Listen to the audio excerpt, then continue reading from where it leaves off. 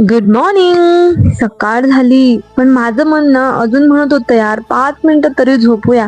पण काय आहे ना, 5 मिनिटं म्हटले ना तर तो अर्धा तास होतोच होतो. म्हणून म्हटलं चला शेवटी उठायचंच. मग मी काय केलं, उठल्या उठल्या सगळ्यात आधी ना चहा ठेवला. कारण माझ्यासाठी ना चहाशिवाय दिवसच सुरू होत नाही. चहा म्हणजे जणू की पेट्रोलच. ते घेतल्याशिवाय ना गाडी स्टार्टच होत नाही. म्हणून मी आधी सगळ्यात काम केलं, चहा ठेवायचं. मस्त गरमागरम चहा ठेवला. तोपर्यंत मी माझा इकडे ब्रश करायला घेतला. म्हटलं चहा शिजूस तर माझा ब्रश मस्तपैकी होऊन जाणार. आणि मस्त फेस वॉश करून थोडं फ्रेश झाले. आणि मग शेवटी आला आवडता क्षण, गरमागरम चहा आणि सोबत खारी. वाव.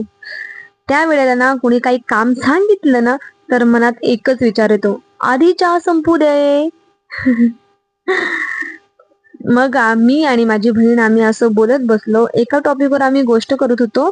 कारण की बाहेर ना इतकं छान वातावरण होतं, ते बघूच तर इतकं भारी वाटत होतं. त्यानंतर माझी बहीण बोलली, अगं बाई पहिला चहा संपव नाहीतर थंड होणार. म्हणून म्हटलं चल जाऊ द्या, आधी चहा पिऊया. गरमागरम असा चहा पिला. कारण की चहा पिल्याने पूर्ण मूड फ्रेश होऊन जातो. म्हणून म्हटलं चहा पिला आणि त्यासोबत मस्तपैकी खारी अशी खाल्ली. कारण की भूक लागली होती. म्हणून सकाळी सकाळी चहा आणि खारी मला खूपच आवडते. चहा झाल्यावर म्हटलं चला आता थोडी आवरावर करूया. आवरावर तर करावंच लागेल, असं बसून चालणार नाही. म्हणून कपड्यांच्या घडी केली. घर थोडस नीट केलं, बेड वगैरे आवरला. घर आवरायला ना अर्धा तास लागतो आणि पुन्हा पसारा करायला फक्त 5 मिनिटं. नाही का, बरोबर ना? म्हणून फटाफट आवरून घेतलं. त्यानंतर अंघोळ केली,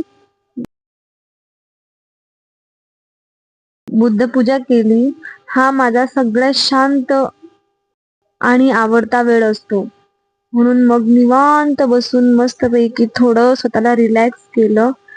त्यानंतर ना मी मस्त माझं आवरायला घेतलं. म्हटलं फटाफट मस्त फ्रेश झाल्यानंतर आवरून घेतलं. जसं माझं आवरत होती ना तर मी विचार केला, म्हटलं आता मस्त निवांत बसणार आणि मोबाईल हातात घेणार.